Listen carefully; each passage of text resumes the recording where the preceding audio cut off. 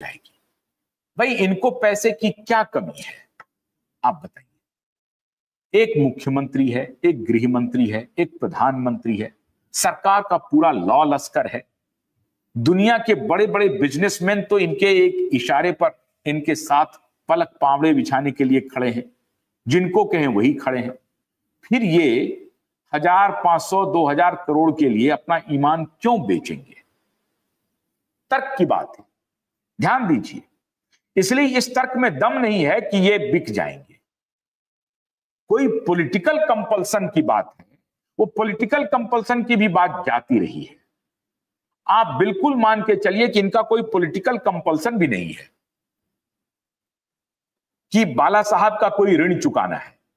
बाला साहब का ऋण चुकाने के लिए और भी माध्यम हो सकते हैं, लेकिन बाला साहब का ऋण उनके करप्ट पोते को, एक गुंडा पोता को, जिसका नाम हत्या में शामिल है, जिसका नाम बलात्कार में शामिल है, उनको बचा करके ये ऋण चुकाने की बात क्यों करेंगे मोदी जी, क्यों करेंगे अमित शाह जी, क्यों करेंगे फडणवीस जी?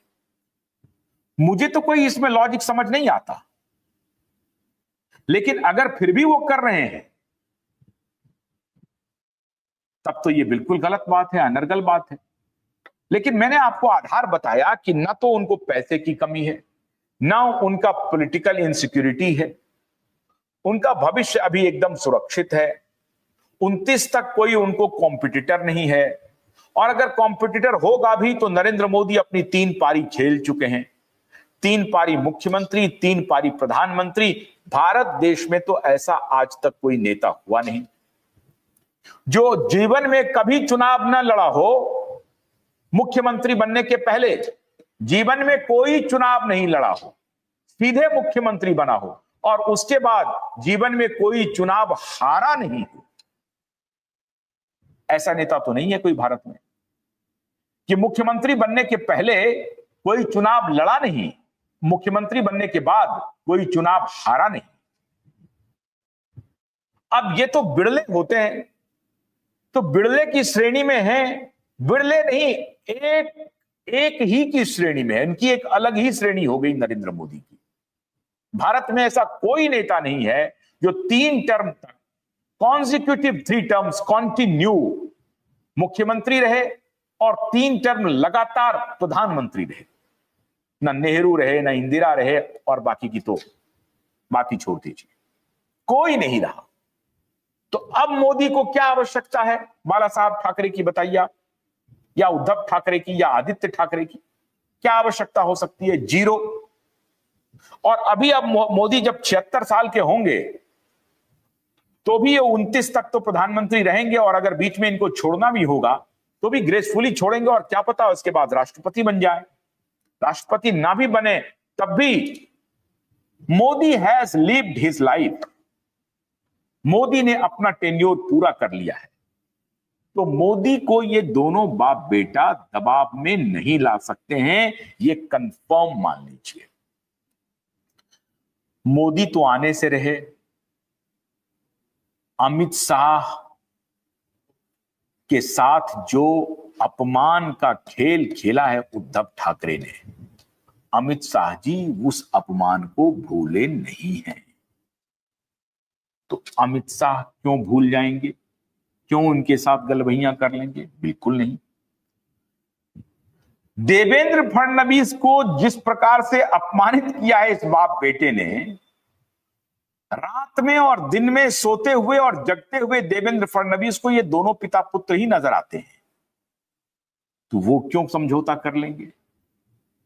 तो ना तो पॉलिटिकली इनको समझौता करने से कोई फायदा है, ना ही पैसे पर बिकने में इनको कोई फायदा है, कोई कमी नहीं है। ये 2 ही कारण हो सकते हैं। राजनीति में कह सकते हैं अरे पैसा खा गया, पॉलिटिकल कुछ फायदा नुकसान हो रहा है इसलिए उनको जोड़ के रखा हुआ है।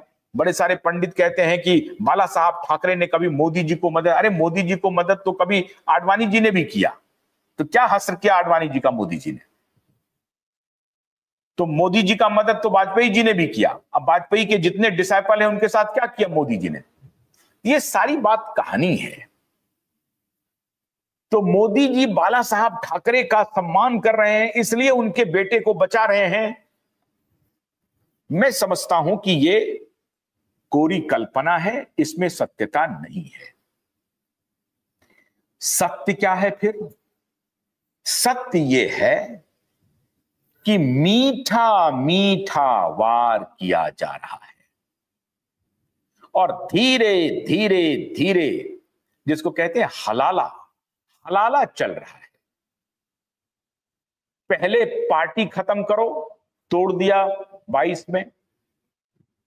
सिंबल खत्म करो, छीन लिया 22 में। लोकसभा में थोड़ी मरमरिंग हुई, लेकिन लोकसभा भी खत्म हो गया। विधानसभा के चुनाव में मटिया मेट कर दिया। अब पार्टी को तोड़ दिया। संजय राउत कह रहे हैं कि भारत पाकिस्तान के बीच जो चल रहा था वो ड्रामा है, और प्रियंका चतुर्वेदी कह रही हैं कि हमारे देश ने कमाल का काम किया है। यहां नहीं, विदेश में जाकर के बोल रही हैं कि हमारे सरकार ने, मोदी जी की अध्यक्षता में हमारी सरकार ने, हमारी सेना ने और हमारे देश के 140 करोड़ जनता ने ये बता दिया है हम किसी से डरने वाले नहीं हैं, झुकने वाले नहीं हैं, और अगर उन्होंने हमारे खिलाफ आंख दिखाई तो हम उनके आंख निकाल लेंगे, उनका आंख निकाल लेंगे। ये बात प्रियंका चतुर्वेदी जी जाके कह रही है सब जगह। संजय राउत नाच रहे हैं इधर अलग अलग बाजा लेकर के, ये सब ड्रामा था। तो तोड़ दिया, पार्टी को तोड़ दिया। रिजिजू जी का फोन गया तो उद्धव ने कहा कि अरे यही मौका है, बेटे की बात कर लेंगे। अरे रिजिजू जी का फोन किसी और बात पे गई है, बेटे वाला मामला बिल्कुल अलग है, उसमें तो कानून अपना काम करेगा। The stand of the present dispensation regarding Aditya Thackeray case is that the law will take its own course. कानून अपना काम करेगा, कानून अपना काम कर रहा है और कानून ने अपना काम कर दिया है। कानून ने पूछा है कि तुमने 2 साल में क्या किया, तो तुमने कुछ नहीं किया, तो तुम अपना बोरिया बिस्तर बांध लो।